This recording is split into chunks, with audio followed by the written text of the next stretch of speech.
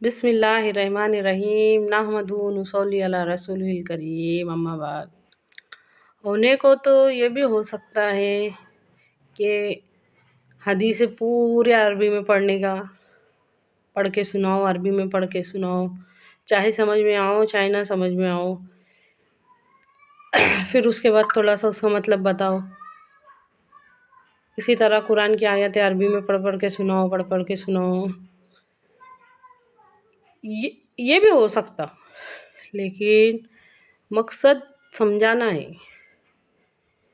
ہماری سوئی ہوئی قوم کو سلانا نہیں ہے، جگانا ہے۔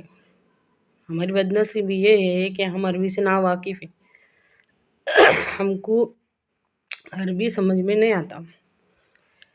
ہماری اپنی زبان میں ہم کو اگر ہماری کوئی تعریف کر دے تو بھی سمجھ میں آتا، اگر کوئی برائی کرے گا تو بھی سمجھ میں آتا۔ عربی سے نا واقف ہونے کی وجہ سے ہم کو عربی سمجھ میں نہیں آ رہا۔ اس کے واسطے زیادہ سے زیادہ زور سمجھانے والی باتوں کے اوپر ہوتا۔ میں عربی کا استعمال زیادہ نہیں کرتی۔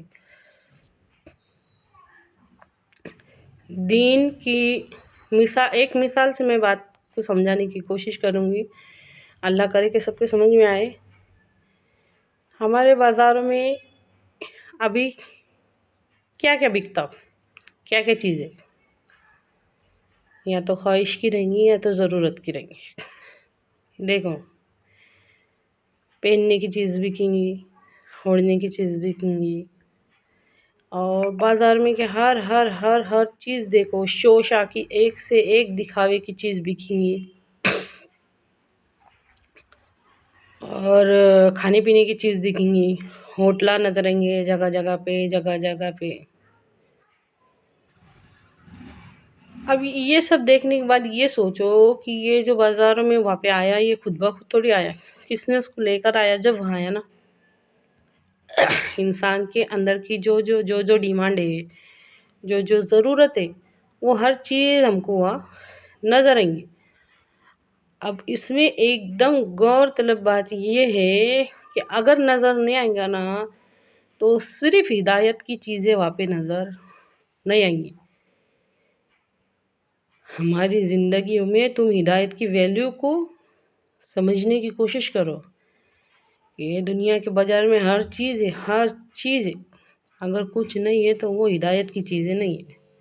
اسی طرح ہمارے گھر میں بھی، گھر کے ایک سامان کو دیکھو کہ ہم نے کیا کیا لائے، بہت چیزیں نظر آئیں گی تم کو، دکھاوے کی، شوشا کی، کھیلنے کی، گیم کی، بچوں کی، ماں باپ کی، جو ان کو ضرورت لگی وہ چیزوں سے گھر بھرے لے ہمارے۔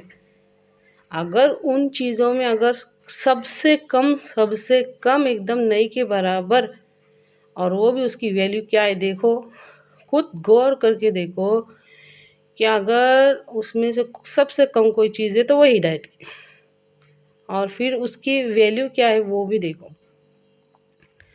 ہمارے رب کے نزدیک وہ بات اتنی بڑی ہے کہ دن میں سے 48 مرتبہ اہدنا الصراط المستقیم، ہم کو سیدھے راستے پر چلا، اور ہم کو زندگی گزارنے کے واسطے سیدھے راستے کی ضرورت نہیں ہے۔ اگر ضرورت ہوتی نا تو سمجھ میں آ جاتا نا کہ سیدھے راستے کی سمجھ کے واسطے بھی کچھ نہ کچھ ہے۔ وہ ٹائم بتاؤ کہ سمجھو ہم صبح کے 7 بجے اٹھے تو کیا ہم 7 بجے سیدھے راستے کو سمجھنے کے واسطے کوشش کرتے، محنت کرتے، 8 بجے کرتے، 9 بجے کرتے، 10 بجے کرتے، 11 بجے کرتے، 12 بجے کرتے، 1 بجے کرتے؟ وہ ٹائم نظر ہی نہیں گا، کیونکہ ہم کر رہے۔ اللہ کے واسطے یہ معمولی باتیں نہیں ہیں، ان کو سمجھنے کی کوشش کرو۔ اللہ رب العزت کے نزدیک جس چیز کی ویلیو اتنی ہے کہ 48 بار مانگنے کو لگا تھا بندے کو، اہدنا الصراط المستقیم، اہدنا الصراط المستقیم، اہدنا الصراط المستقیم، ہم کو سیدھے راستے پر چلا۔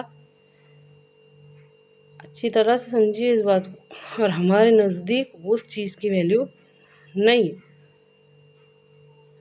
ہدایت کی ویلیو ہمارے نزدیک کچھ بھی نہیں ہے۔ زندگی پر نظر ڈال کے دیکھو،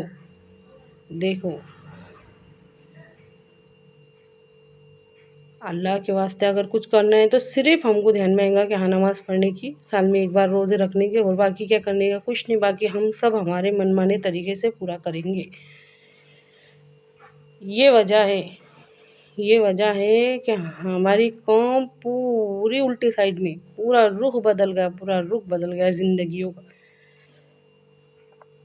हमारे नबी सल्लल्लाहु अलैहि वसल्लम की जो नबूवत मिलने के बाद से तो लेके खुतबा हज्जतुल विदा का आखिरी खुतबा था, जब तक कि वो कोशिश मेहनत, उसका क्या क्या है ये दिया हमने। खुद सोच के देखो ना, क्या सोच के क्या करे हमने। क्या 40 साल से लेके 63 साल की उम्र तक, वफ़ात तक, आप सल्लल्लाहु अलैहि वसल्लम की दुनिया से रुखसत होने तक सिर्फ और सिर्फ इतना ही काम था हमारे नबी सल्लल्लाहु अलैहि वसल्लम। इस्लाम के 5 अरकान ही बताए थे। अल्लाह के वास्ते गौर करो।